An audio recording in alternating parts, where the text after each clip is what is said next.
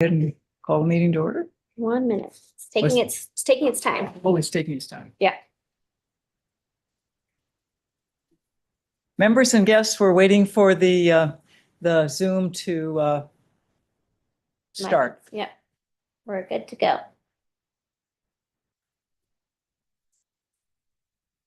Looks good. Yeah. Okay.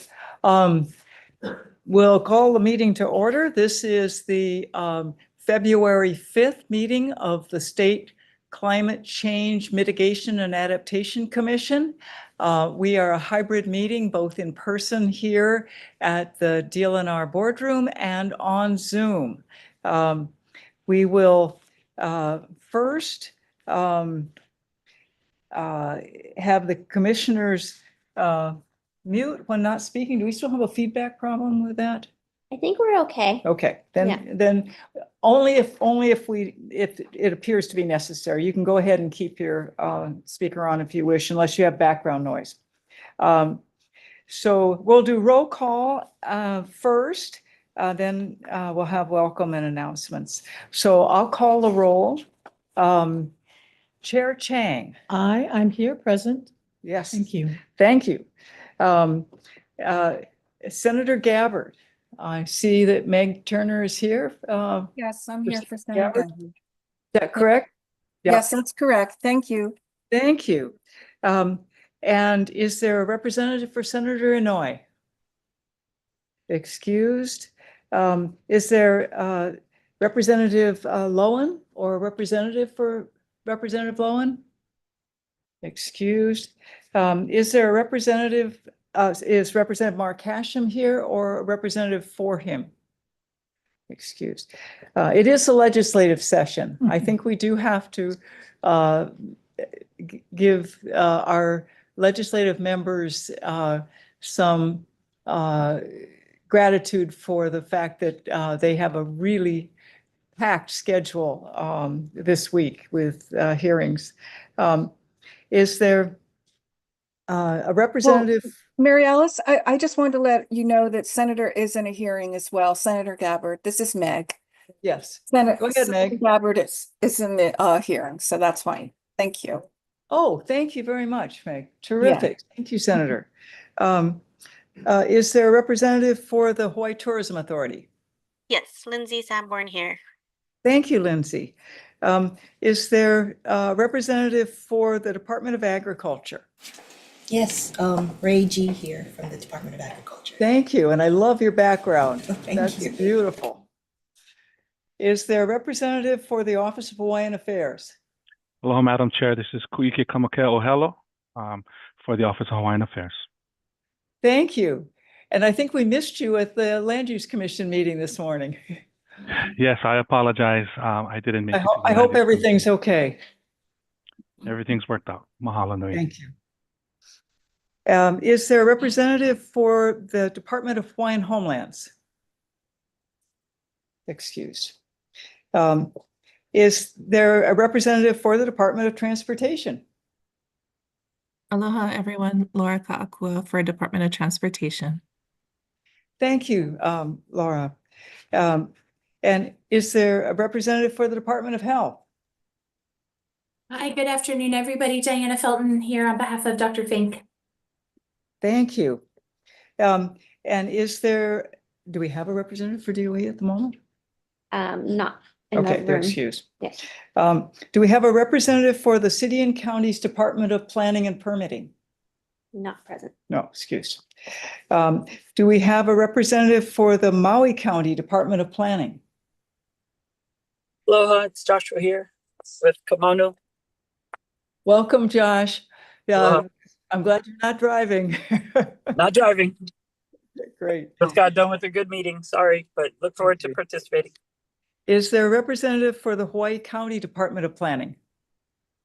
Yes, Chair Bethany Morrison here. Thank you. Thank you, Bethany. Is there a representative for the Kauai Department of Planning? Not present. Not present. Excused. Is there a representative for the Adjutant General for the State Department of Defense? Not present. Excused.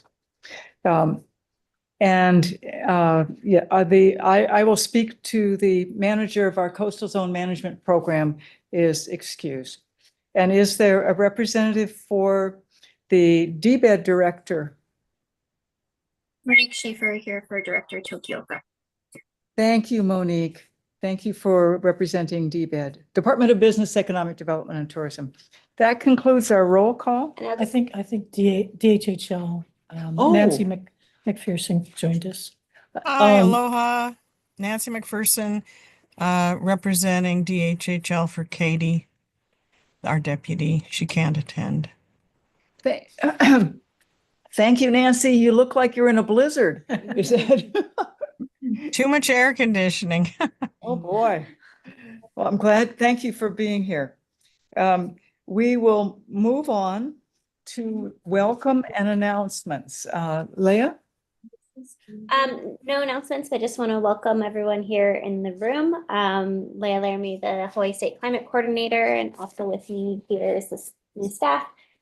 Natalie, Bill, and Jonathan are in the room, and Udi and Jen are on Zoom.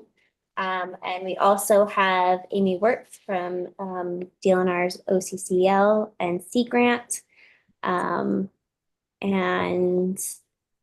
We have folks also from HTA or not HTA, DOT Hawaii Department of Transportation who will be giving us a presentation Okay. later. And then others on Zoom want to introduce yourself? Yes, please. Anybody that was not in the roll call, if you would introduce yourself, we'd love to know that you're attending. Do I see anyone? Kiana? Yeah, go ahead, Kiana. Oh, hi, everybody. Sorry, let me turn my camera on. My name is Kiana Otsuka, and I'm here as a guest with the Oahu Metropolitan Planning Organization, or Oahu MPO for short. Let me say hi to everybody. Hi. Thank you, Kiana. And then James Sullivan. Aloha, good afternoon. My name is James Sullivan. I'm with WSP here as a guest of HDOT to talk about Hanoa Apilani. Wonderful. Thank you very much. Okay. We have one administrative matter on the agenda before we go to our presentation from Department of Transportation, and that is the minutes of our November 6th meeting. They've been circulated. Members, any comments or questions or corrections or additions to the minutes? We did receive corrections from DHHL. Mahalo, Nancy, for ever being vigilant. And they've been incorporated into the minutes. Thank you. Any other questions or actually comments or corrections?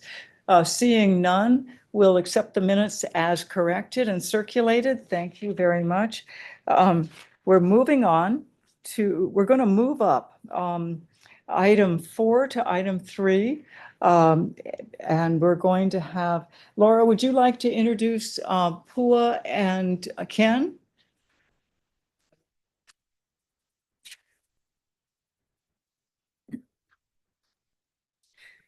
I don't think Laura was made aware specifically. So maybe Pua can just, yeah.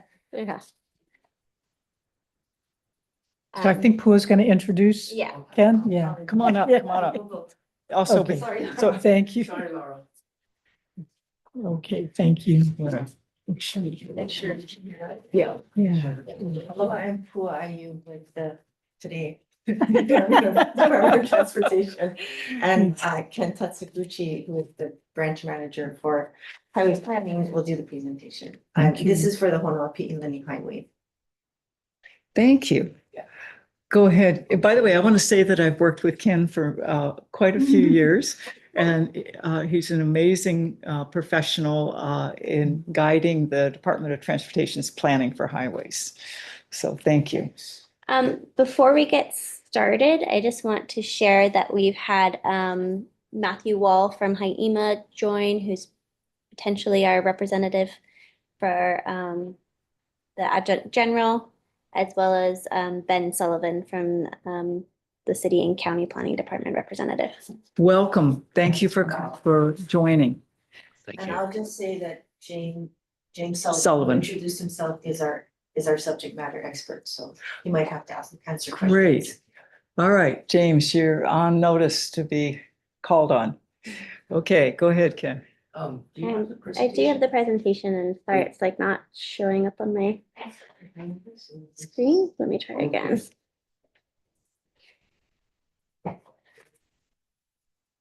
Here we go. Okay.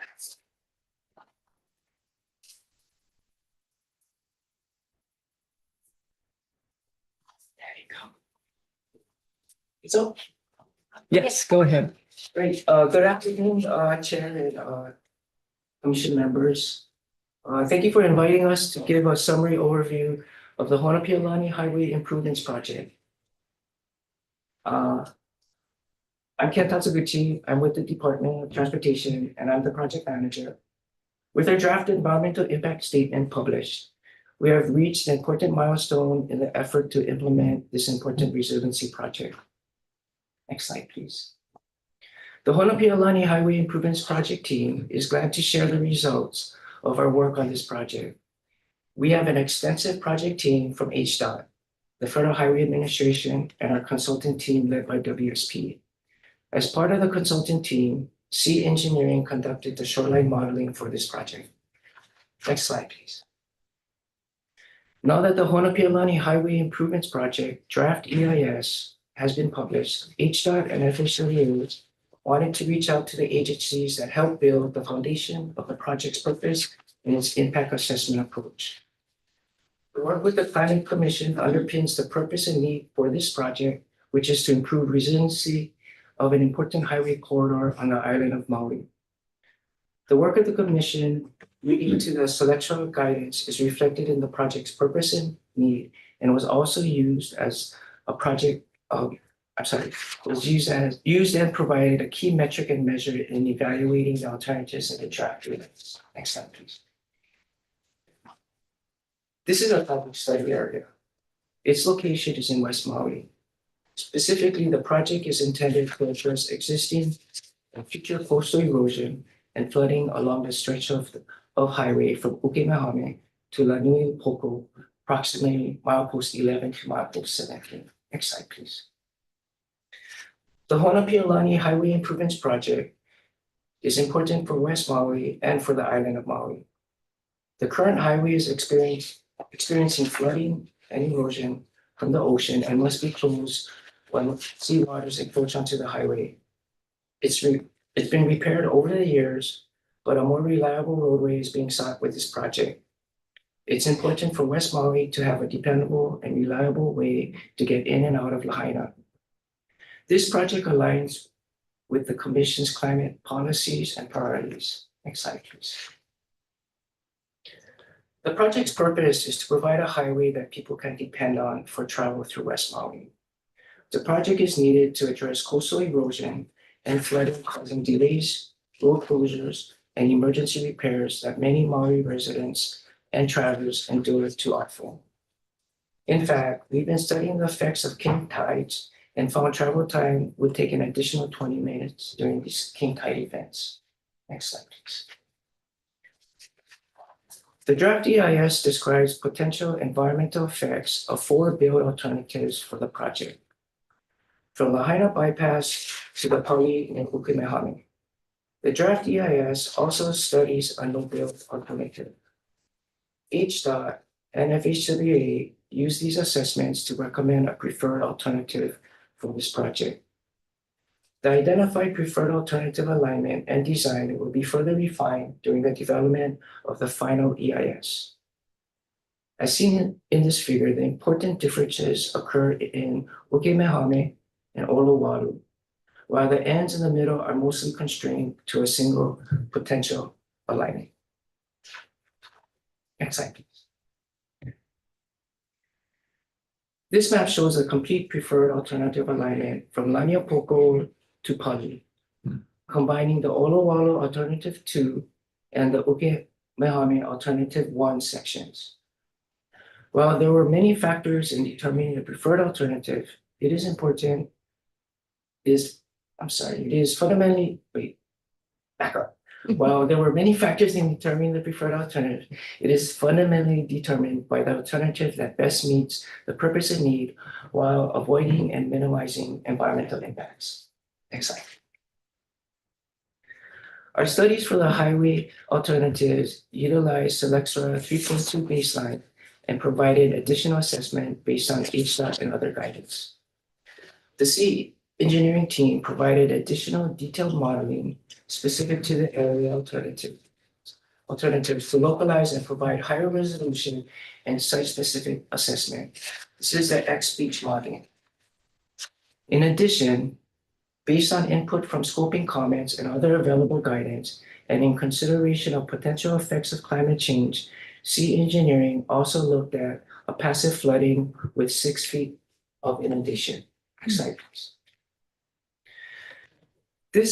This figure identifies the X-beach study areas, which was able to isolate the areas of inundation for each of the alternatives. Based on this information, the project design for the preferred alternative included a viaduct through the Ukemahame area with the most potential for Selexra inundation, and BMP structures at the more isolated cases in the middle and in the Lanio Poco area. Next slide, please. These are the results of the assessment. The blue outline alternative is the preferred alternative in each of the 2 core segments. The red outline shows the existing highway or no-build alternative. In the Otowalu area, the proposed highway is nearly completely out of the predicted sea level rise measurements for all preferred alternatives. Differences between the build alternatives is marginal. In the Ukemahame area, the preferred alternative provides substantial improvement compared to the existing highway. Alternative 4 performs slightly better, but has significant impacts in many of the other EIS impact evaluations. As noted above, in Ukemahame, the entire inundation area would be avoided by a viaduct structure over the wetlands and inundation area. Next slide, please. The draft EIS also assessed the project's impacts on air pollutants and greenhouse gas emissions. The EPA's motor vehicle emission simulator, or better known as MOVES, modeling system was used for regional analysis. Modeling results showed a negligible difference between the no-build and each of the build alternatives, indicating that the project would not result in an adverse effect to air quality or greenhouse gas emissions. Next slide, please. Beyond climate change assessment, it is important that the draft EIS assess many other issues. These are included on this slide. These areas include impacts on communities and people, archaeological and historic features, native Hawaiian cultural life. We also studied the effects to the natural environment, including water, wetlands, geology, soils, plants, and animals, as well as the built environment, including project area demographics, community infrastructure, property acquisition, and parks and open spaces. Next slide, please. This is the schedule and the next steps for the project. We published the draft EIS in January. All comments on the draft EIS should be submitted before February 24th of this year. The project team will then incorporate and proceed with the development of the final EIS and record of decision in June 2025 to end the environmental review process. Then the final design and construction preparation will begin, including an archaeological inventory study. Construction is expected to start in 2027. This was a short presentation, and we hope it provides a sense of how climate and resiliency were core principles for Honopialani Highway Improvements Project. The website is on this slide, which provides all the draft EIS documents which are available for review. Thanks for inviting Hello. Thank you. Thank you. Members, questions or comments for Ken or Pua on what was presented for the Honopialani Highway project? Ben has his hand up. You see anybody? Ben. Hey, Ben, go ahead. Thank you, Chair. Really appreciate the presentation. I thought it was a very useful one for us to talk about in this setting in terms of what we can learn from it.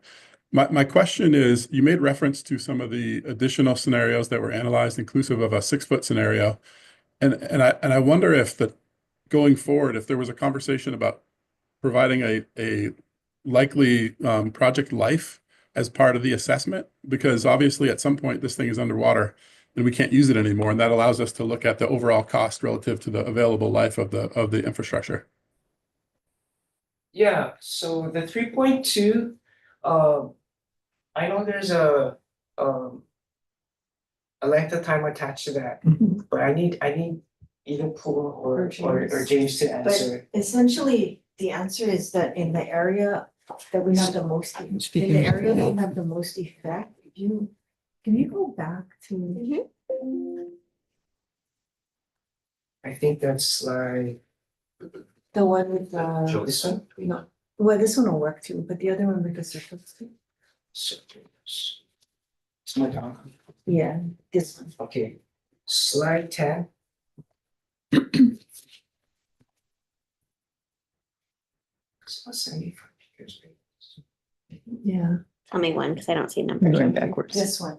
Okay, This wait. one?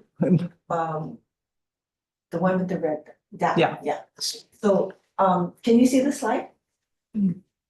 Okay, well, this is still 3.2 foot sea level rise, but on the 6 foot, it goes where all those red circles are. That's where we're most affected, and we'll be on viaduct there. So that's so that, it's not a short-term project. The other two places are the other two circles in Oluwalu and Ukumihami, and maybe James wants to add to that. Sure. James, did you hear that? Yeah. Okay. I did, yes. Just to maybe chime in on the time frame for the 3.2 foot Sluraxa kind of modeling. When that modeling came out, a lot of different scenarios were looked at and have been discussed in a couple different publications, including the IPC, the Intergovernmental Panel on Climate Change, their 5th assessment report. And they used the 3.2 foot Sluraxa as a planning target for 2100, so through the end of the century. And based on the different models, they had to kind of come up with what would they set their planning guidance based on. And that 3.2 foot marker comes from one of the most aggressive sea level rise curves, resulting in one of the highest warming scenarios. So it is, intermediate to high level of warming with that. The 6 foot scenario for this project was considered as an additional safety factor, developed around kind of that same modeling to consider, what would a 6 foot sea level rise look like in a really high sea level rise scenario. Thanks, James. So Go ahead, Ben. Go ahead, Ben. I don't want to go on too much. I appreciate that clarification. It sounds like what you're saying is the project is designed to work up until 6 feet of sea level rise. So it's really just a function of what scenario we end up living through. And that it sounds like that's the intermediate high scenario, I believe, is the one that designates 6 feet by 2100, right? That would be the 3.2 foot. Okay, I'll check my notes on that. Thank you. Okay, yep. Yeah, I think the 3.2 feet is the previous iteration, and the latest one did come up with 6 feet as the intermediate high for critical infrastructure. For 2100? Yes. Yeah. Okay. 4 feet for all infrastructure, All 6 right. feet. Anyone else have questions or comments for either Ken or Poor or James? Can I ask a question? Yes, of course. So you talked about it. An archaeological inventory survey is going to be done after, when are you going to do? Because this has been the area has been culturally sensitive. So has there been some preliminary identification of potential burials so we don't do a redesign? If you can back up a little bit to, give her the one with the third alternative. If you Leah, if you can go to slide 8, please. Slide 8. Or just takes a minute for this to. Oh, good thing Paul is here. So we did Okay. an above ground Okay, reconnaissance survey. Okay. It's been sent to Shipkey. okay, They haven't commented on it yet, Okay. but we have done it. We also took the Okay. neighboring organizations Yeah. out on a field oh, visit. good, And we good, talked to our engineer at that field Okay. visit because we were, so you see where the gray is in between. Old It's the Road pinch and point, Howard? the middle. Yeah, so where all the Um, sites where there's gray is, there's only one alternative in those places. okay, So of course, okay. that's where all the. I know, that's, Okay. But we took everybody out and we will be able to manage, we will not directly affect most of the archaeology. We were able, for example, in the Old Wallow section, we narrowed the right of way or okay, the roadway at least. Yeah. So that we can avoid directly affecting Okay. the archaeological sites. And we shrunk the median Yeah. okay, to okay. reach the cross section. I see, So okay. we minimize any taking Okay.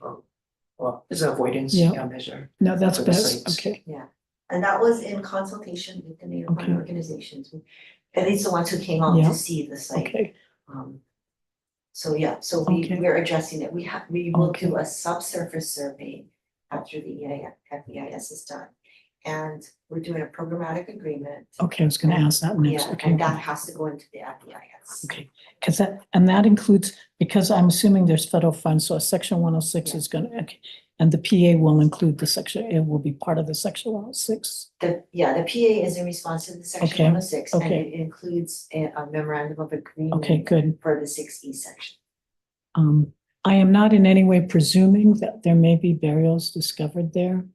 But in the event that there are, has there been some preliminary discussions potentially about just options, whether it's preserving in place or relocation? So you've got a site? Our PA says that if possible, we will preserve it. Okay, okay, We have proposed because Yeah.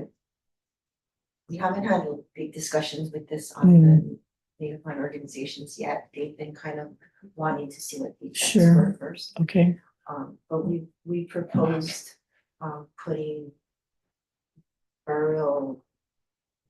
And we would need agreement with DLNR in order to do this, to put burial sites in each of the 3 houses. burial sites meaning in it like a burial preserve? Yeah. Yeah.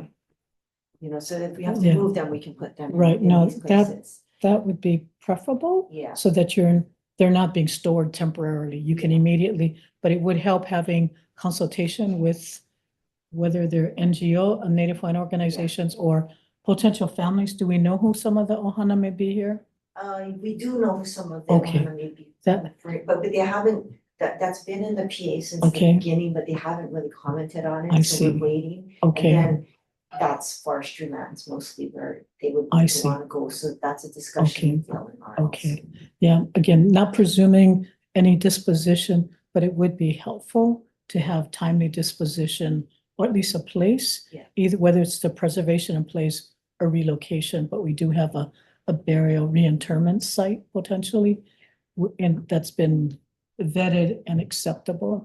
Okay, okay, That would be ideal. that would be It's- ideal. That's the plan. Okay. We have a consultation meeting next No. week, Wednesday. But it's good to hear that at least you've contemplated and you have engaged.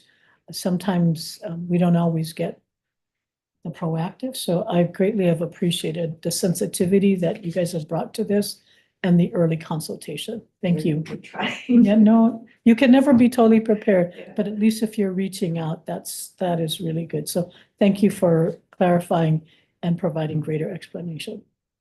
Thank you. Members, any? Nancy had her hand up. Wait, gotta let me share the meeting. Oh, well, you're asking. I was just letting you know that Nancy had her hand up. Thank you. Nancy, go ahead. Well, actually, Dawn stole my questions. Oh. So, and I'm glad you did. And I'm happy with the responses. Yes. Good. Thank you, Nancy. You and I think we've had enough history behind some of this, but I'm pleased and whether it's PUA has been part of your team or whatever, that's helped. But appreciated DOT sensitivity to this, especially in this area where we have, I mean, those Ohana they've had enough of their shares of challenges given Lahaina, that being proactive on that consultation is really critical to the success of this project. And I know that there have been burials found on the other side, so thank you for that. So maybe I can share, Okay. to me, what the Yeah. major issues are as a project Okay. manager. Yeah. One of them is the archaeological Yeah. and cultural sites. And also property owners. Mhm. Okay. And then Private property owners or government Um, entities? private, the Olowalu side. Yeah. Because they're subdividing. Yeah. So, we're trying to minimize impacts. Right. The other item is, what we spoke about today is, how do we get out of the selection, right? Because that's our purpose and need. Mhm. So, to me, we had those 4 alternatives. And we had to, even to come with that, we had to wiggle it between, selection, I would say wetlands and property owners and the archaeological sites. That was actually, personally, I was surprised how much historical sites are out there and how it's very important to the lineage descendants in the area. Yeah, no. I mean, I've been involved in a lot of these, but I was like, Right. so it's great that PUA's Yeah. been helpful, but yeah, I do want to share, these were the major issues. Okay. And I think we've done in my experience, I've been here 36 years with DOT. Wow. I think this is one of the best jobs we did in avoiding and minimizing impacts in meeting our purpose and needs. So, still not perfect. It's a trade-off Yeah. thing, but I think, we're minimizing and we have mitigation. So I think, we can get there. No, that's really good to hear. Too often, we're at mitigation and we're not at avoidance. So it's good to hear that your anticipation of some of these hard issues have resulted in avoidance rather than mitigation. And sometimes we can never avoid, mitigation will occur because we can't predict all of the challenging issues that may come up, but to the extent that you have anticipated some of these real critical ones, I think it goes a long way to developing trust with this community. I am assuming, what's your projected construction timeline for this? Well, we're looking at 2027. Okay, to start construction. Yeah, probably a few years. It depends on the construction methods. Oh, okay. There we go. So the construction okay. begins in 2027 and probably be a few years. Since it's a new road, it'll be off system, Yeah. so it'll minimize the disruption to the existing Honopia line. Yeah. But there will be, when we tie back down and some of the Malkamakai connector roads, Mhm. there will be conflicts with existing. Yeah, so you're creating alternative during construction, there's gonna be an alternative road so there's gonna be a lot of cones. No. 'Cause Okay. the This is a existing road, bypass, and then okay. This is a new Okay, road, okay, yeah, so we don't- okay. Okay, and So we think it'd be faster than, our usual Right. 7 years. yeah, no, maybe you should give Hart some lessons, but I mean, and you have taken in your construction schedule impacts to marine mammals, because there's a lot of, humpback whales and whatever. I mean, I'm not suggesting that there would be, I think you just have to take into consideration even land-based activities. What impacts does that have on nearshore activities? We have consulted with NOAA. Okay. So that's the marine side. Yeah. Right? And then we'll also be working with the Nature Conservancy. Okay. So they have a plan Okay, for the shoreline area. okay, Which includes our existing Honopia line. Yeah. So we're working with them on what can be done, Mhm, because they're looking at naturalizing the area. right, Protecting the asset. okay. Access and they are, a big thing is the coral reefs. Yeah, So do they own land or they're just a partner with you? I don't think they. I don't know own if that. TNC, okay. I think they're just advocates. Okay. You know, that they were working at, Yeah. looking at opportunities Right, how to right. preserve this area. Okay, good. And Laura, I know that, remember you were working on a real big project that we got the NOAA funding for? NOAA funding. So is that all being kind of coordinated with this? Because some of that, or is that project going to be completed before you guys start construction?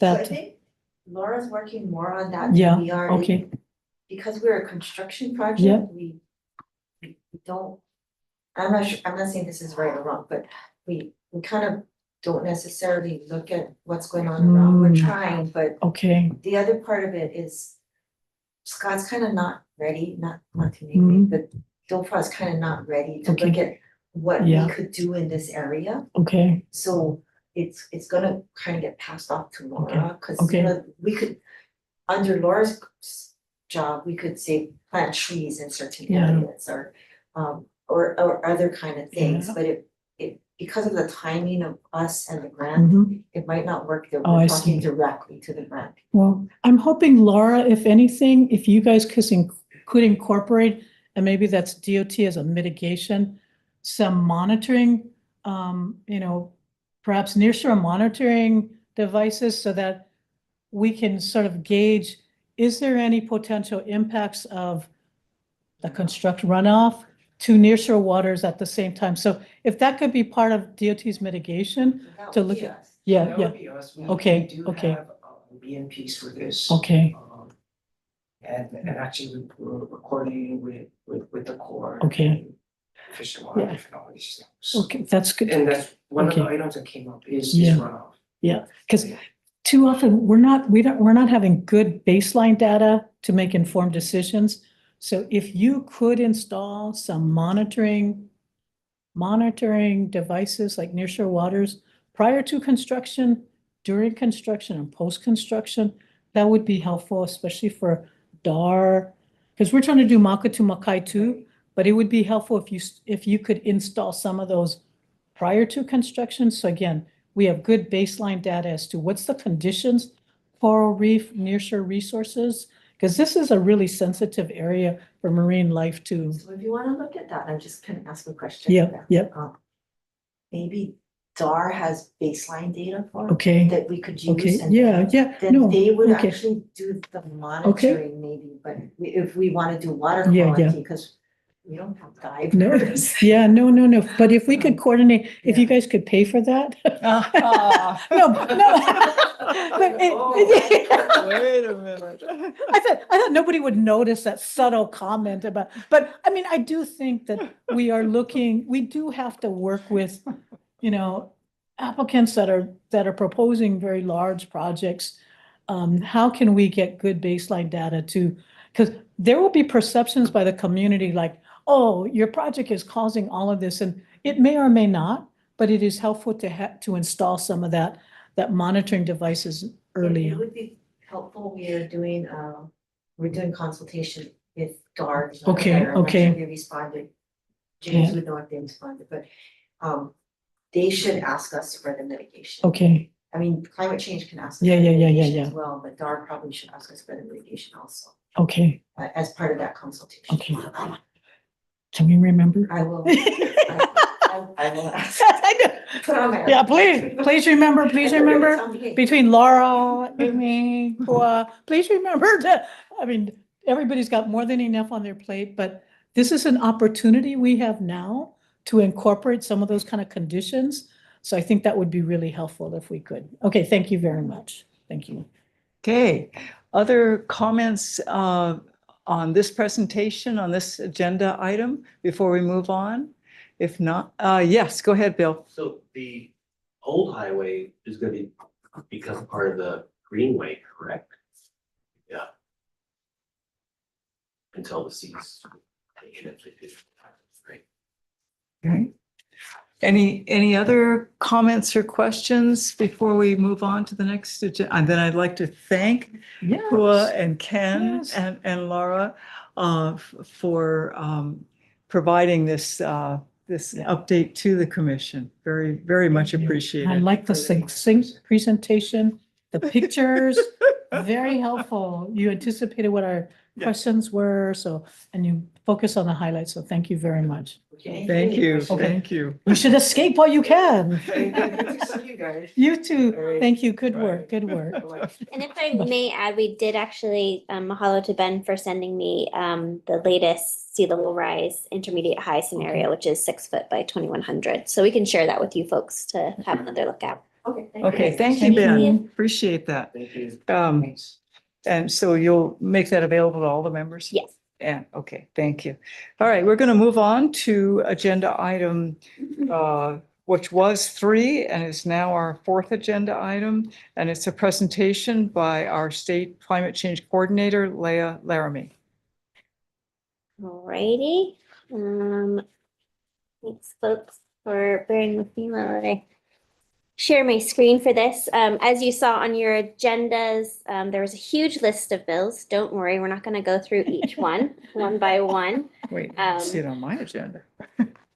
It's the latest agenda. This one here. Yeah. Stop. Yeah. Okay. So yes, thank you very I much. did want to kind of just highlight some that are key to CCMAC.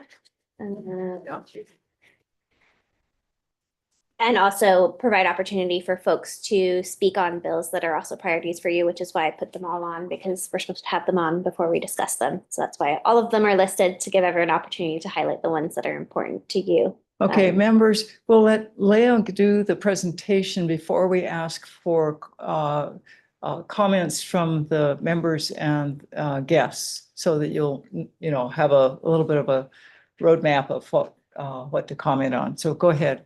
So hold your questions until Leah finishes her presentation. Mahalo, Marias. So just some stats. CCMAC is tracking 119 bills.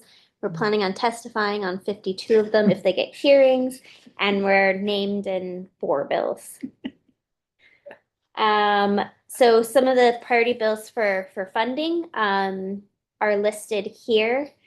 We kind of pulled out and highlighted whether it was a CAT team recommendation bill, such as HB 1076 and SB 1396, and HB 1077 and SB 1396, as well as identified the funding mechanism for them. So the first one there is interest from the Emergency Budget Reserve Fund.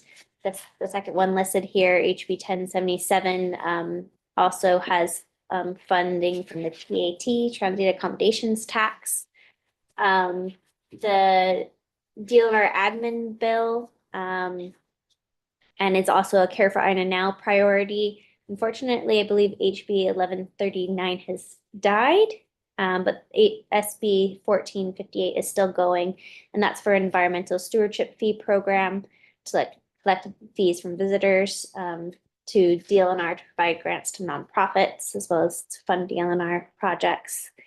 SB 1164 is very similar, and that's also a Care for Ina Now priority. SB 673 and HB 752 are priorities of the Environmental Legislative Caucus and Care for Ina Now, and that's also an environmental stewardship fee. And then there's one more, SB 241, and that's, I think, a revisit from the old bill from last year, creating a climate and health environmental action special fund with a $25 TAT add-on. So if anyone has any questions about these specific bills, thank you so much. Very welcome to jump in and ask any questions about these. Which bill did you say died? HB 1139 is one in orange. Yep. Okay, members and then guests, comments, questions on these highlighted funding bills? Do you see anybody? No. I don't see We anybody. can continue on. So these are the bills that CCMAC was identified in. Okay. First is the adaptation pathways bill, and if you don't mind, I will ask Amy to give a little bit of a highlight of these 2 bills. and why CCMAC was called out in them. Sure, thanks, Leah. House Bill 314 and Senate Bill 1598. 314 had its first hearing yesterday on the, sorry, it's on the House side in Water and Land. I caught Leah's little thing. And this bill really is an evolution from the last couple years. There was a managed retreat bill 2 years ago, last year with adaptation pathways planning that placed this whole effort in DLNR in response to feedback from some folks who testified on the bill and working together with the CZM program and with some of the county planning departments and a group of others. It was rewritten to reflect an adaptation pathways planning program to be housed in CCMAC as the existing body which convenes all of the agencies that already have jurisdiction and authority to be able to plan and importantly implement adaptation actions in the sea level rise exposure area. So particularly since there is planning responsibility in OPSD, land management responsibilities in DLNR, and land use and land management responsibilities in DLR, and land use management at the county planning departments, which are also all in CCMAC, as well as DHHL land and DOT land. It creates it's a two-step process that first creates the framework for developing the plans and then identifies four kind of pilot areas for starting out regional adaptation pathways, planning based on environmental and infrastructure triggers to be able to take adaptation measures. That's that. Mahalo, Amy. Any questions for Amy?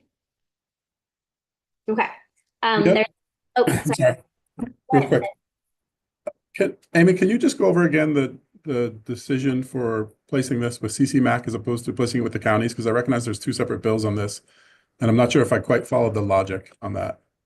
So there are two different versions that have been introduced on both the House and Senate side.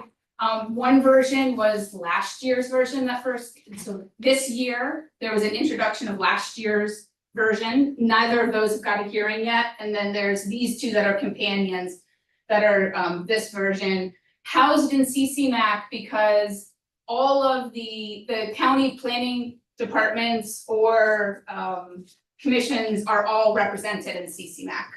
Right, so when you are doing the implementation planning, it's good to have the people who actually have the authority to be able, it is a cross-jurisdictional problem, and so it places it in this body that already convenes all of the agencies that have those jurisdictions. Thank you. You're welcome. Mahalo for the question, Ben. Any other questions? We have another batch of bills. Yeah, so Okay. there's the Buy Clean bill, which is HB 787, and we've actually luckily had some great conversations on this with our state procurement office, who's very interested in taking on the kuleana of this bill, which is to set benchmarks for certain products so that we can understand the carbon embodied carbon within those products for purchasing low carbon products. So we'll probably be passing that one off to them, which is great because they're the experts. And then there's the Transportation Choices Bill, which is HB 461, which I will actually ask Kiana if that's okay to share a little bit about that bill. Sure. Hi, everybody. This is Kiana Otsuka again with the Oahu MPO. So HB 461 asks DHERD and DAGS in conjunction with the State Climate Commission to develop a comprehensive commuting choice program. And that bill was just heard yesterday, and we submitted some recommendations to make the bill a little bit more specific, as well as provide an appropriation. So our office, in conjunction with the State Climate Commission, DHERD, DAGS, and we had a number of other stakeholders from other government agencies, have developed some recommendations that we asked the committee to adopt. So that includes funding for a fully subsidized transit pass and bike share pass for all state employees, and then to develop a parking cash out program. And based on some of our data analyses, we think that if just 10% of state employees change how they commute from driving alone to walk, bike, transit, carpool, vanpool, or working from home, we could see a reduction in VMT of 93,000 miles per workday, and then those associated ground transportation greenhouse gas emissions. So we think that this bill has a really tremendous opportunity to help state employees save some money, help us meet some of our facility management goals, and then obviously huge climate implications. So I'm happy to answer any questions from the commission. Thank you. Well, Kiana, any questions? Okay. And then finally, of the CCMAC bills, we have not actually calling out CCMAC, but this is a program that's been managed by CCMAC, which is the Carbon Smart Land Management Managers Pilot Program. With both HB 976 and SB 1178 are companion bills on this, and this is a pilot program that was established in 2022 to provide incentives for folks to do carbon smart land management practices, such as no-till agriculture, cover crops on soil, planting trees for windbreaks, invasive species control, what have you.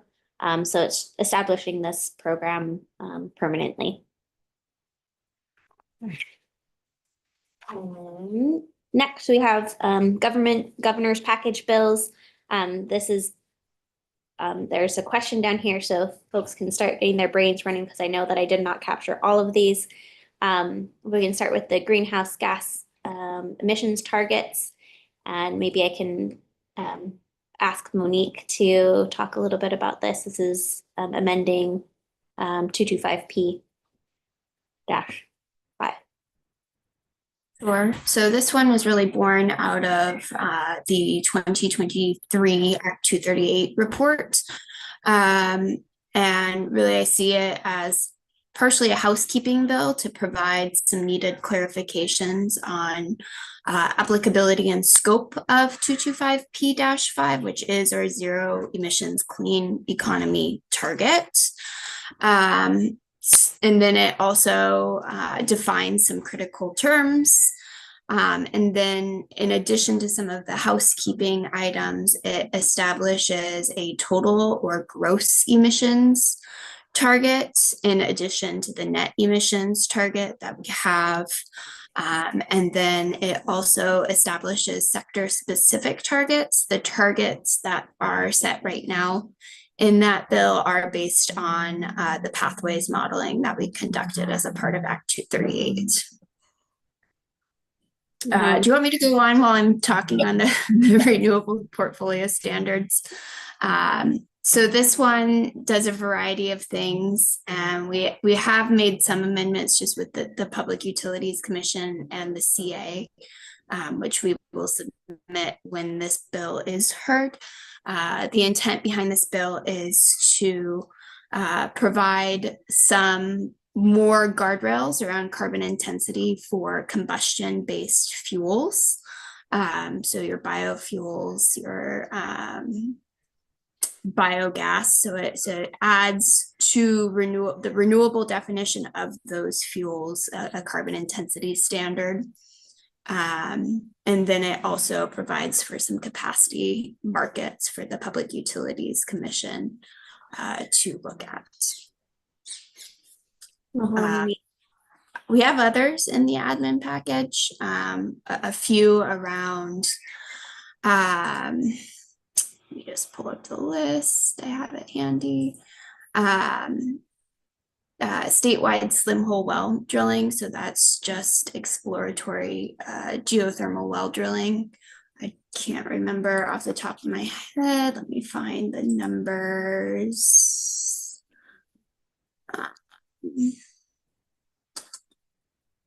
So that is,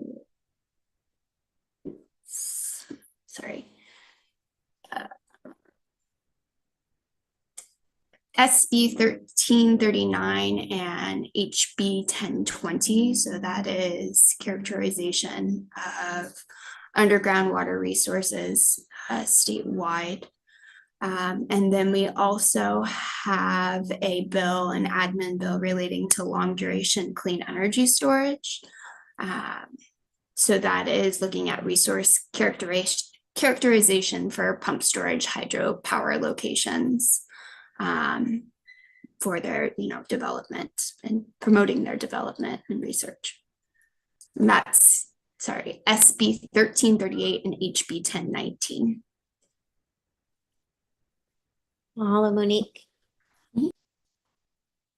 Questions for Monique on this batch of bills? Do you see any? No. No. Do you have another batch? Yeah, but if anyone has any other gov packages bills that I didn't include. Okay. And then this is some other priorities for the Climate Commission. Hawaii Green Infrastructure Authority had some financing bill for green bonds. This is HB 1258. There's a number of cesspool bills. This is not all encompassing of them, but these are the ones that are prioritized by our partners at BI and others. There is establishing a wastewater branch at Department of Health. That's SB 675 and HB 749. There's an allocation back into the cesspool conversion grant funding, which is SB 958. And there's also a pilot program for cesspool and individual wastewater management systems in HB 736. There's also an energy efficiency bill, which is SB 635, and healthy soils bills, HB 956 and SB 552, which establishes a healthy soils program within the Department of Agriculture. Okay.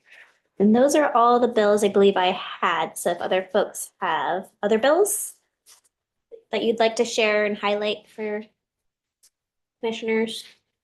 Kiana, go ahead. Sorry, Diana, I couldn't find the raise hand feature, so I did a physical one. The other bill that we're tracking that I want to bring to the commission's attention is HB 670. So this would expand our existing state electric bike, electric moped rebate to everyone, and then provide additional rebate monies for folks who are income constrained. So that's the short version of it, but the bill number is HB 670. That's all for me. Thank you. Kiana. Okay, other questions or comments on these various different bills? I think Diana has her hand up. Diana. Oh, Diana, go ahead. Thanks. Just a couple from DOH that we're tracking as well. SB 0657 would give appropriations to University of Hawaii Manoa's SOEST for a Center for Climate Resilient Development. And then HB 0245 addresses heat-related illness at DOE schools and would include some efforts to do careful monitoring of temperatures before outdoor activities at schools. So those are a couple we're tracking through DOH. Thanks. Can you repeat the bill numbers again, Diana? Sure. The SOEST one is SB 0657.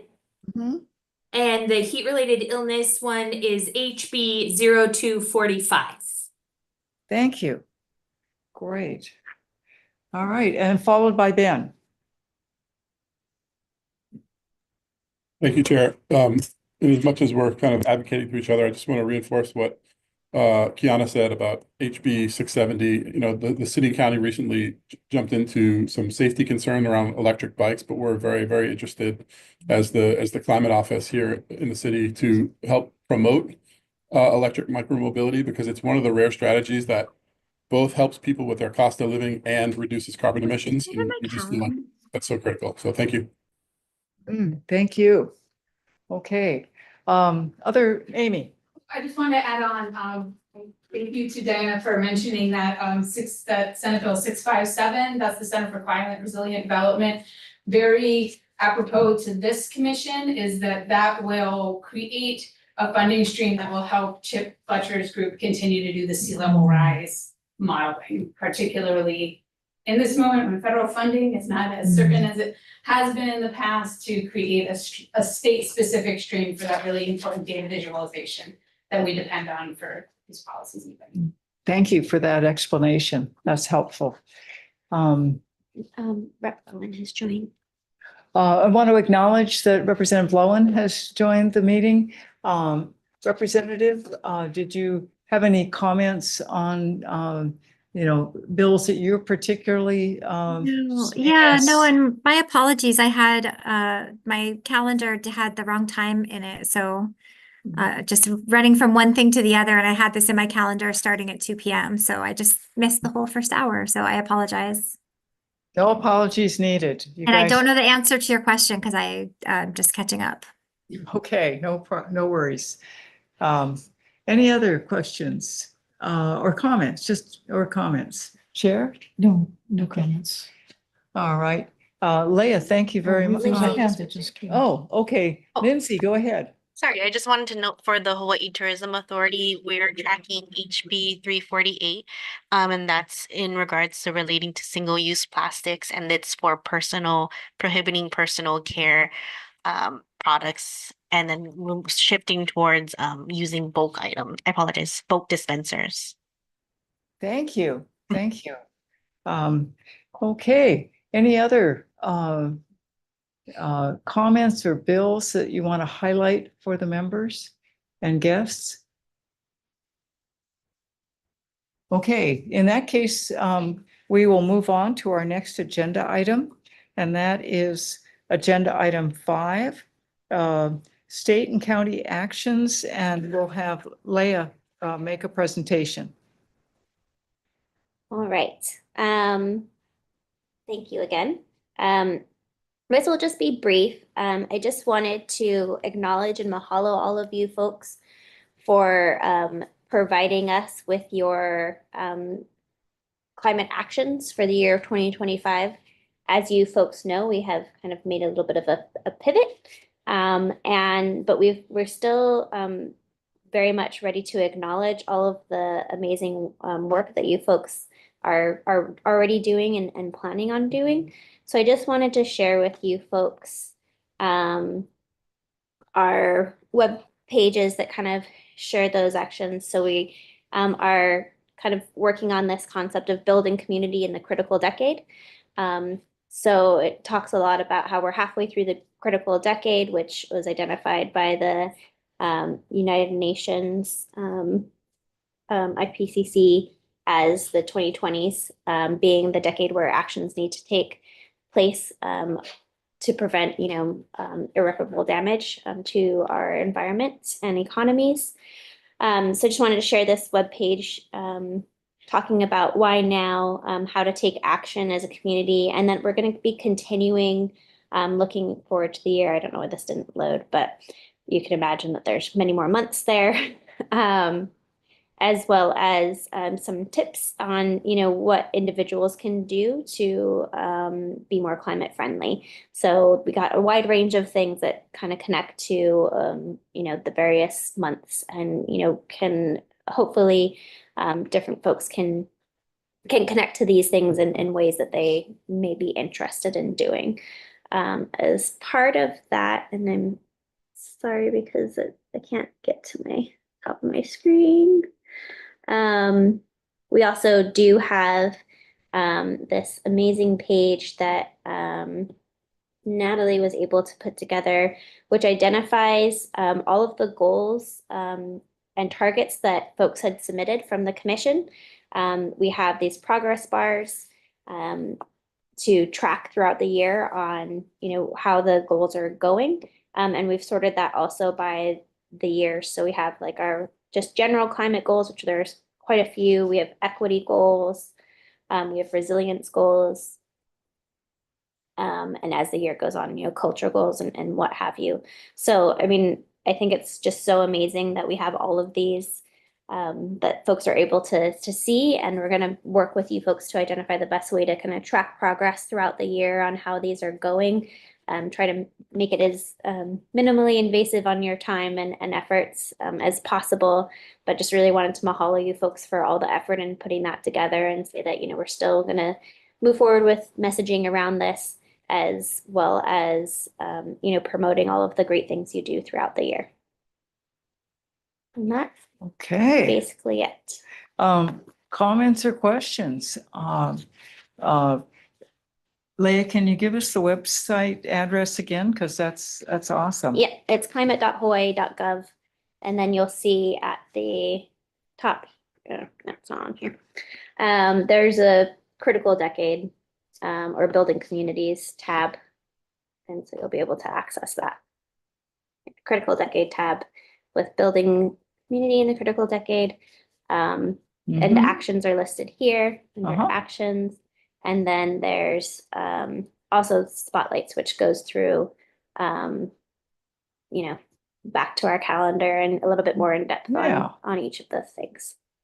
Great.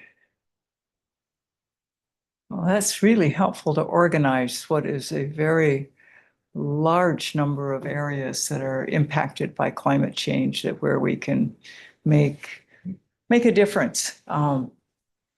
Huge. Okay, any comments on this? Any contributions you'd like to offer that could be incorporated into this? Later, you can always send them to Leah at any time. Yeah, absolutely. And we understand these things are they'll grow and flex. So we will absolutely update if you folks have a chance to review this, we can update anything that's not reflected how you folks intended them to be. Great. Okay. So we'll move on to our next and last item on our agenda today, and that is the coordinator's update. And I believe is it still a report on solar energy in state facilities technical assistance? Yes. So I did want to start with just a little bit of an update of our CPRG grant. And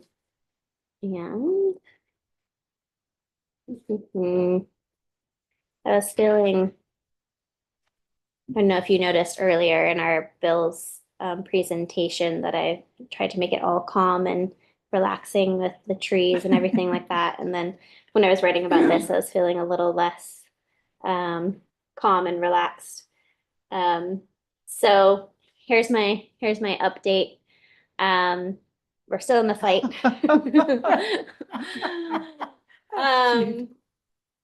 So there's been, as you folks are maybe aware, there has been a federal funding freeze. I wanted to provide you folks with a timeline of what's been going on.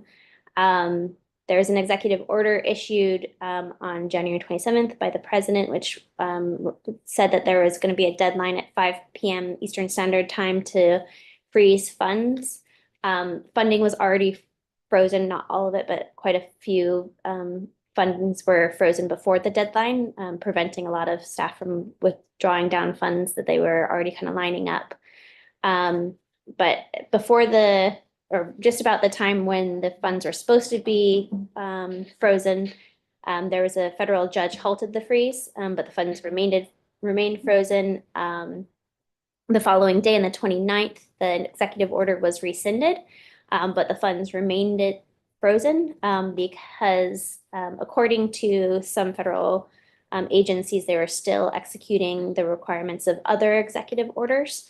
On the 31st, a temporary restraining order was filed by 22 states, including Hawaii, and that was approved by a federal judge in New Jersey, which required that all of the federal funds become unfrozen.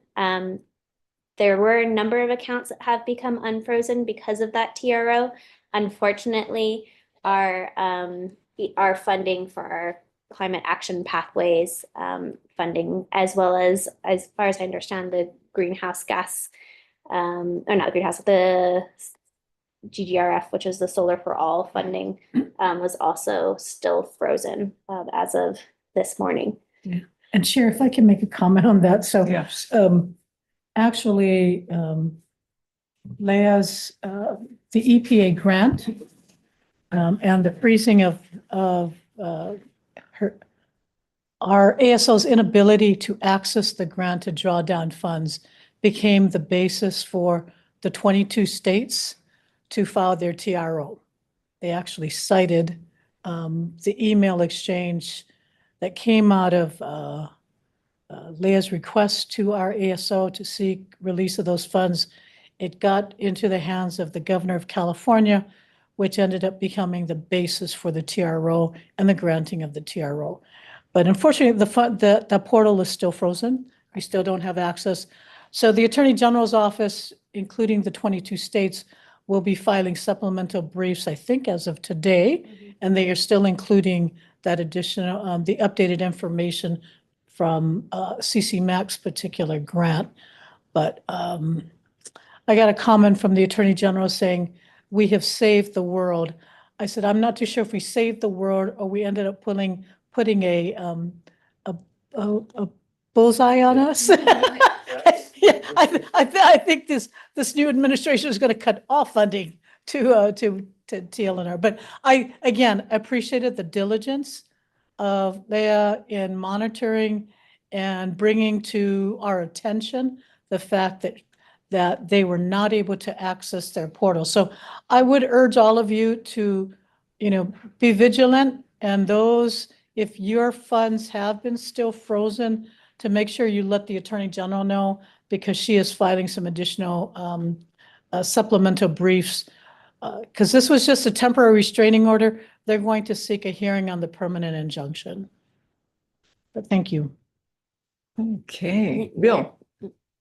There's also several unions that are filing lawsuits too. Yeah. It's affecting. So, Right. Email one out to all group of members. Okay, good. Okay. Nancy? Oh, Nancy, go ahead. Hi, yeah, we had scheduled meetings all day this Monday for a team from EPA to come and meet with us in DOH and meet with our beneficiaries on cesspool conversion technical assistance, and they pulled the plug on that trip very last minute. So we were kind of left holding the bag. So you're advising that we document all of this and send it to the AG? Yes, so Nancy, I would urge you to try to get that information. She is collecting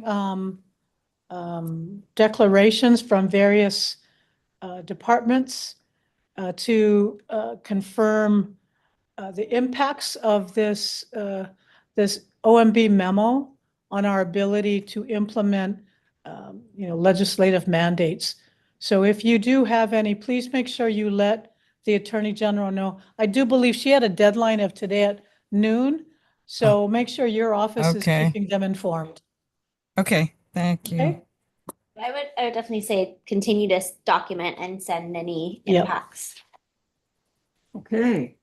Go ahead, Leah, move on. Yeah, so I just wanted to share, why this is so impactful. So we have 5 positions that are in danger, and it's like honestly weighing on me every single day, because we have such an amazing team here. And, the longer this goes, the more challenging it becomes for these folks to kind of sit in this kind of unknown world. And I just want to say that they've been super amazing and supportive and continue to, do the work. And every time they're like, "Hey, I have this great idea," I have to be like, "Does it cost money?" Because we can't fund it, but let's, try to keep it on. And they've been all smiles and positivity, and super supportive. But, it would just really be devastating for these folks to not be able to do the great work that they've been doing this whole time. Yeah. Chair, just can I add an additional comment to that? As Leah said, please make sure you're documenting. BNF is right now trying to develop some additional a protocol to have at least seeking some funds to carry at least staff for 30 days. I mean, DOFA, we had people, I know David Smith was saying, people were asking, should we even come into the office? So you should document the impact. I think this is a really good indication of the kind of information that we need. What impacts does this freeze have on your ability to continue to do your work, so that we can communicate that to the legal counsels, that they can complete their record to the court on the impacts of this freeze, our ability to implement, again, legislatively mandated requirements. Mahalo, Don. We also have, open contracts that have sent us bills that we're not able to pay, and these are, local contractors, and it just feels kind of awful to not be able to pay for the services they've already rendered. And we're also unable to finalize our contracting for our CAP, or plan any, future projects or anything like that, as I mentioned. It's hard. Any questions or comments on that? Well, then we'll end on a positive note. Oh, great. Which is we did receive funding from the U.S. Climate Alliance to hire a full-time solar energy specialist to work with state facilities to install solar on state facility land or buildings, lands, I guess, as well. This position is going to build on some of the amazing work that CAGS and HSCO have already done for energy service companies. So that's pre-qualified, so you don't actually have to do contracting. You can just take on an energy service company, and you can also pursue an energy savings performance contract, which allows you to install solar and pay back on your energy bill. So we're just letting people know now. We're still in the process of, finalizing the grant agreement. It's not tied to federal funding, so we're safe there.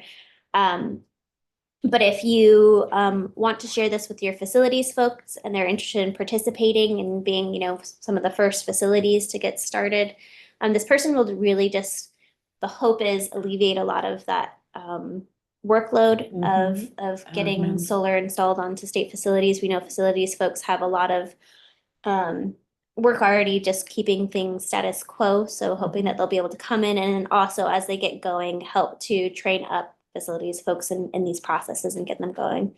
So if you know anyone who'd be interested in the position, or if you folks are interested in participating, please let us know. Monique? Thanks, Leah. I just wanted to highlight so that energy service company pre-qualified list. So it's not just for solar, it's also for energy efficiency projects. And if you use this list as a state agency, it eliminates the need to do any full competitive bidding, so it can save a lot of time in the procurement process.